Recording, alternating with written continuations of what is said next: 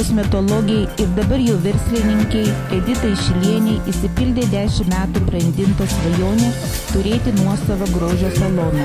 Lygiai vidurdienį moteris savo ištikimiausias klientus ir draugus sukvietė į oficialų grožio salono Didieji atidarymą. Moteris prisipažino, kad šiai jos svajoniai įsipildyti padėjo tėvai.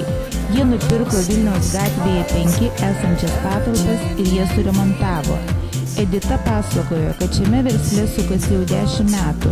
Iki šiol patalpas jį nuomodavosi. Aš šitame versle jau 10 metų, bet visada nuomodavau patalpas. Dirbau tokiuose prastose sąlygose, daug ką galėjau daryti, negalėjau dėl techninių sąlygų daryti. Ponia Edita sakė, kad atidaryti grožio saloną ją pastūmėjo Lietuvą užgriuvęs sunkmetis. Moteris buvo nusprendusi keisti savo profesiją.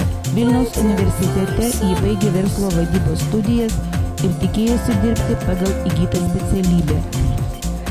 Dirbant šį darbą jau buvo, aišku, kaip sakoma, kas 7 metus reikia keisti savo specialybę, taip ir man buvo tokių minčių keisti.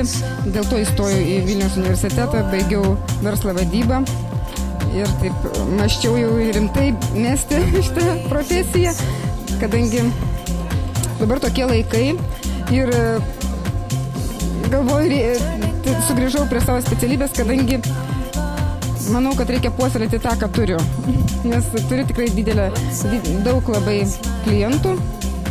Salono vadovė išlaikyti esamus ir pritraukti naujus klientus tikisi gausybės paslaugų įvairovė, ilgesnių neįprasto salono darbo laiku iki 20 valandos ir jaukiomis patalpomis.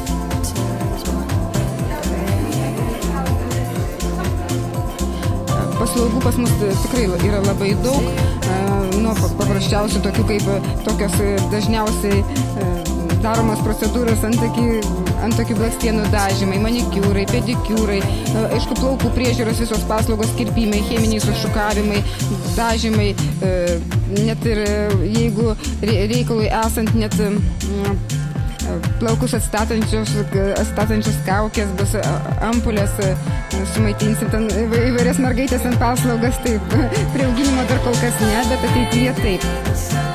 Visas parafino vonelės, rankoms ir kojoms bus, auskarų vėrimai į visas kūno vietas, veido priežiūros procedūros, kūno priežiūros procedūros, masažai.